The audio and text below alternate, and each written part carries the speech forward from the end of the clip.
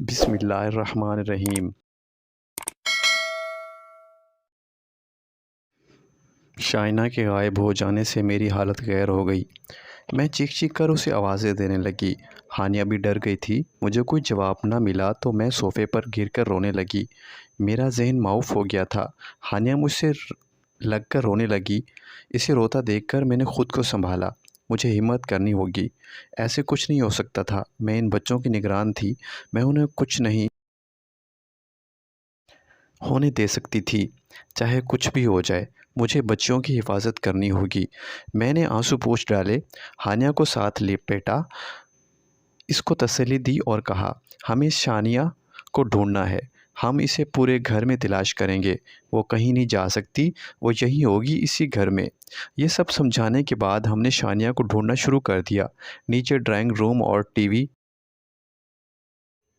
Lounge के अलावा एक स्टडी रूम भी था। मैं वहाँ गई, हानिया भी मेरे पीछे पीछे थी। पूरा कमरा खाली था, वहाँ कोई न था। मैंने शानिया को आवाज़ दी मगर कोई जवाब ना मिला। हानिया बाहर निकल गई, मैं उसके पीछे ही बाहर आ गई थी। मैंने सोचा फ़ोन करूं और मिसेस अहमद को ये सब बताऊं, मगर वह मेरी बात का यकीन नहीं करती और शानिया का ख्याल न रखने के उल्टा मुझे सरज़निश करतीं। मैंने शानिया के बारे में सोचना शुरू कर दिया। वो कहाँ जा सकती है? कहीं अपनी दादी अम्मा के घर में तो नहीं चली गई? ये ख़्याल आते ही मेरा दिल ज़ोर-ज़ोर से धड़कने लगा। इस कमरे में ही वो हाथ दिखाई दिया था, मगर बच्ची को अगर कुछ हो जाता तो मैं अपने आप को ज़िंदगी भर माफ़ नहीं करती। मैं सीढ़ियों के करीब आई। इसी वक्त मुझे रोने की आवाज़ सुनाई दी। आवाज़ ऊपर से ही आ रही थी। शानिया वो ऊपर थी। मैं सीढ़ियाँ चढ़कर ऊपर जाने लगी थी। हानिया भी मुझे रोकना चाहती थी मगर मैंने उसे वहीं रोकने का कहा और ख़ुद ऊपर चढ़ने लगी। राहदारी बिल्कुल सुनसान पड़ी थी। मैं वहीं खड़ी सुनने की कोशिश कर रही थी कि आवाज़ कहाँ से आती है। इसी वक्त मैंने दोबारा रोने की आवाज़ सुनी। आवाज़ बिल्कुल मध्यम सी थी। मैं आहिस्ता-आहिस्ता कदमों से चलती हुई कमरे के करीब आई, वही खौफनाक कमरा। मैंने दरवाज़े से कान लगाया, आवाज़ अंदर से ही आ रही थी। मैंने जल्दी से हैंडल घुमाया मगर वो ना घूमा। दरवाज़ा लॉक था। मेरा सर भारी होने लगा। ये दरवाज़ा खुला था जब मैं और हानिया नीचे भागे थे, मगर अब ये लॉक था और वो छोटी बेटी शानिया अंदर थी। इसे खोलना होगा। मैंने ज़ोर-ज़ोर से दरवाज़ा खोलना धड़कनाना मगर वो ना खुला। रोने की आवाज़ें बंद हो गई थी। मैंने चाबी की तलाश में इधर-उधर देखा।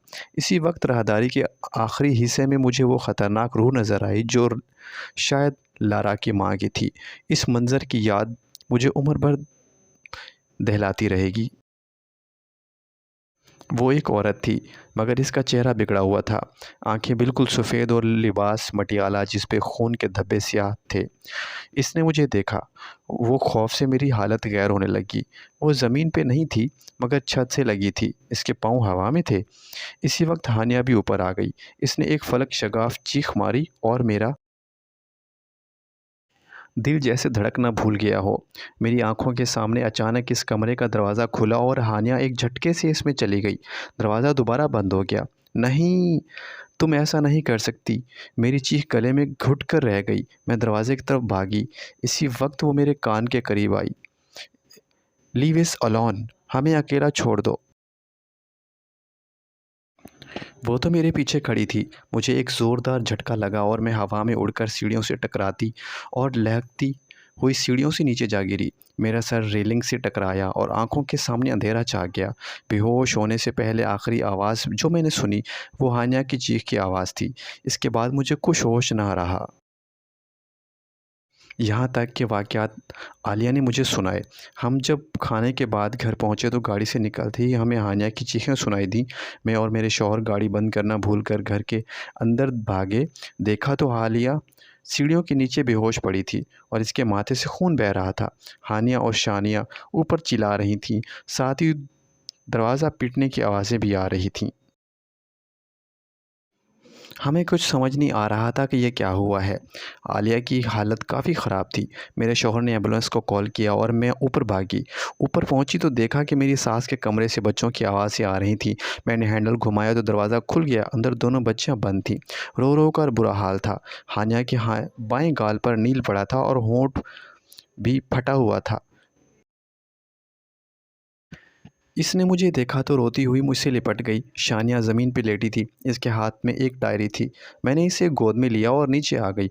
आलिया के लिए एम्बुलेंस आ गई थी, वो अभी तक बेहोश हो गई थी।